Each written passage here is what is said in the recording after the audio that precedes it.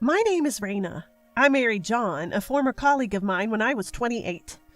John was raised by a single mom, Sandy, so he wanted us to live with his mom after we got married. I was fine with that and decided to quit my job. On my last day at work, my colleagues bid me farewell, and I moved into John's family home. I thought disputes between mothers-in-law and daughters-in-law wouldn't concern me, but boy was I wrong when I started living with Sandy. "Welcome, Raina. We're an open family here." Sandy greeted me warmly, and I liked her initially, but the niceness was short-lived. If I cooked, she'd say, "Yuck, this is terrible, Raina. You can't cook." "Oh, sorry, I say whatever comes to mind." And if I took a break, "Raina, have you put on weight? Your back looks sturdy all of a sudden." "Oops, there I go again, speaking my mind." I wasn't gaining weight. I was actually losing weight from stress. Sandy seemed oblivious to the stress she was causing me. "Hey, Raina, you look awful. Dark circles under your eyes, and you shouldn't let yourself go because you're married. John might run away, especially since you're not all that pretty to begin with." Enough is enough. I'm not the most patient person. I've put up with this because we're family, but I was getting fed up with the constant jabs. I decided to stand up to Sandy. "I get it, Sandy. You're outspoken and you say what's on your mind. But if you keep telling me every day that my cooking is bad, I'm bad at cleaning, I've gained weight, or I'm not pretty, I might just lose it." Sandy, who was nibbling on a cookie while I spoke, seemed genuinely shocked that I'd stand up to her. After a pause, she sighed deeply, clearly displeased. "Oh, I was saying these things for your own good, Raina. It makes me sad to hear you talk like this. I thought of you like my own daughter, so I don't hold back. If you're that sensitive, you won't be able to handle what John does either." "Huh? What are you talking about?" With her chin raised, Sandy swiftly retreated to her room, leaving me puzzled by her cryptic words. I had a sense that John was hiding something from me. Sandy, never one for keeping secrets, was terrible at hiding the truth. From that day on, whenever Sandy made snide remarks, I started responding with phrases like, "That's hurtful," or "I find that offensive." As if to get back at me, Sandy began dropping hints about John's secret little by little. I can see why John would do something like that. John's business trips have increased a lot since we got married. I wonder why. One day, I couldn't take it anymore. Sandy spilled the beans. "Raina, you're so sensitive. It's understandable that John would stray." "You just admitted it." "What?" Sandy feigned confusion as I shoved my phone in her face. "I recorded our conversation. This will be evidence of John's infidelity. I'm planning to divorce him and seek damages." "What? No way! I might be mistaken." "No, John has been unfaithful. I have plenty of other evidence, too. I intend to divorce him and get a nice sum from his affair partner." Truth be told, I didn't need Sandy's admission. I had already gathered plenty of evidence on John, but I recorded her words out of a sense of revenge. When it came to divorce negotiations, playing that recording, John had him exclaiming, "Mom, why?" Sandy shrunk in her seat, mumbling apologies. And so my marriage to John came to an end after just a year. We consulted a lawyer, and it was agreed that I'd receive financial compensation from both John and his affair partner. I also knew the day I would be leaving this house full of in-laws. Sandy might lack common sense, but her son John was no better. After our divorce, he was planning to marry his affair partner, Zaria, and had the audacity announced that they, including Sandy, would be going on a honeymoon. And they planned to leave the day I was moving out. Just as I thought I never meant anything to John, I felt disgusted toward him, Sandy, and his affair partner. Before my moving day, Zaria had no qualms about coming to the house. She would hug John, spread out travel magazines on the living room table, eat the food I prepared, and then leave. Is her skin made of steel? I wondered. Sandy wasn't just unkind to me. She treated Zaria the same way, too. But Zaria didn't seem to mind. When Sandy said, "Wow, you really caked on the makeup today. It's a bit overpowering. Zaria replied, "Oh, my makeup is really on point today." I was shocked. Maybe you need a heart that strong to be the wife in this house. I actually felt a bit of admiration. Still, my days living in this in-law's house were a series of hardships. Sandy berated me, my husband cheated on me, and on the day I was leaving, no one was there to say goodbye. I was the one who should have been sending them off, not the other way around. Early in the morning, I saw John and Zaria ready for their honeymoon, and Sandy stood there with a smile.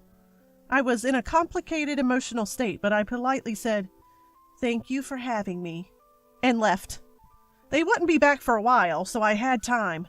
However, I didn't have much to pack, so I was done in one day. I contacted my brother and sister, who offered to help me move. "We're on our way," they said, so I messaged John, too. "I finished packing sooner than expected, so I'll be leaving. Thank you for everything." He replied instantly. The message came with a picture. John, Sandy, and Zaria, all smiles, were in a group photo. "If you've got time, why don't you clean the house, too? We're off to enjoy our honeymoon," it said. That made me burst into tears. What was my marriage, really? I gave up my career for this, only to be treated like a maid and receive no love in return. Getting sent a group honeymoon photo with Zaria was the last straw. I felt so pitiful I started crying loudly. My brother and sister walked right in since I'd left the door open. They were shocked to see me crying so hard. "What happened? What's going on?" they asked, half panicked, comforting me. I showed them the group photo while sobbing about my life so far. My kind-hearted sister, Shell, even started crying and said, "You've had a really hard time, haven't you?" After a good cry, I felt calmer. I apologized for my breakdown and said, "Let's get going." I thought this was my final goodbye to the in-laws' house. But then my sister Patty showed me a photo on her phone. "Look, this wifed her cheating husband by turning all his clothes inside out." The picture Patty showed me was filled with clothes turned inside out. "Gosh, that would be so annoying to deal with," said my brother Lynn. Patty chuckled like a mischievous child. "You should do this, sis. It's not like you're destroying anything, so you can't get sued. Plus, it'll be super annoying for them. This kind of revenge is allowed." I was blown away by Patty's suggestion. Right. I've had it rough enough to warrant a little revenge. Let's flip everything upside down, empty the drawers, line everything on the floor, I proposed, feeling like a kid again. Patty and my brother and sister Shell all chimed in. "Sounds great!"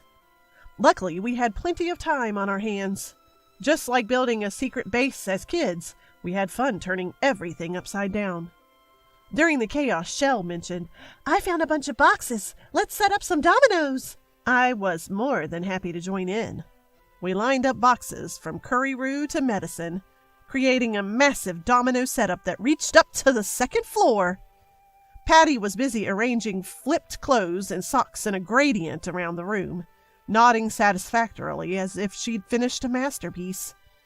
The neatly lined flipped clothes were so beautiful, I couldn't help but exclaim, "That is amazing!" While we were doing all this, my younger brother came in, holding a box of marbles and old toys. "Let's scatter some caltrops," he said. "Like in the movie Home Alone," we exclaimed. We then spread the marbles and toy cars all across the doorway. By the time we were done, my in-laws' house was a total wreck. It was as if we'd dumped out a toy chest, the likes of which I'd never seen. We were a bit tired, but the exhilaration outweighed it all. Feeling accomplished, we took pictures from every angle to commemorate our handiwork.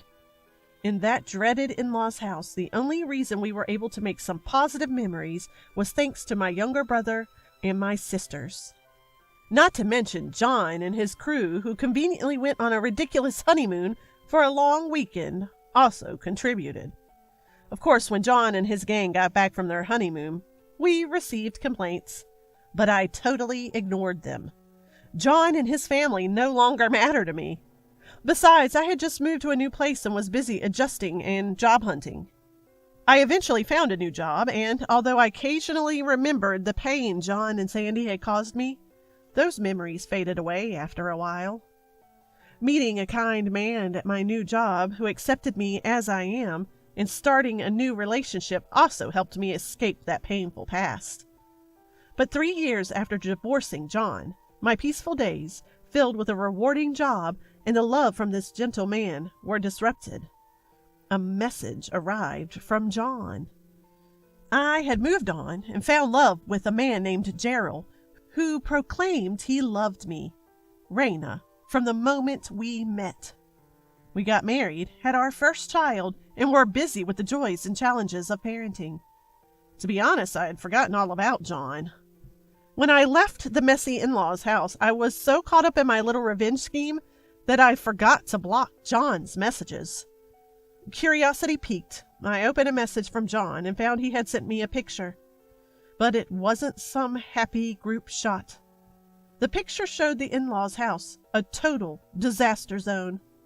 "Raina, it's hard to believe it's been 3 years since we divorced," the message read. "Time flies. My new wife may be young, but she's utterly useless around the house. Fun to laugh with, maybe, but not someone to share a life with. I find myself thinking about you all the time lately. How are you? Are you happy? I pray every night that I can see you again." I burst into laughter reading this message that sounded like a desperate love letter, but managed to hold it in since I'd just put the baby to sleep. The state of the room in the picture was horrendous. You could see John's new wife, Zaria, sprawled among the trash, watching TV. She had put on a lot of weight. Nothing remained of the woman who'd gone on that ridiculous honeymoon. Sitting in the chair up front, Sandy looked extremely thin and frail, a far cry from the energetic bully she used to be. I was torn about whether to reply, but thinking about those days got me so riled up that I decided to have my final revenge and reply. "I'm incredibly happy now. My new husband is kind and really loves me, completely different from you. We're blessed with a child, and I'm fully committed to raising her. Your life seems a bit tough, huh? Your new wife has certainly grown, not in a good way, and Sandy looks unwell, almost like a grandma. Oops, sorry, I'm just a person who speaks her mind. My married life with you was horrible. The only fun part was playing pranks when you guys were off on your honeymoon. Don't bother thinking about me anymore. Enjoy your life. Bye."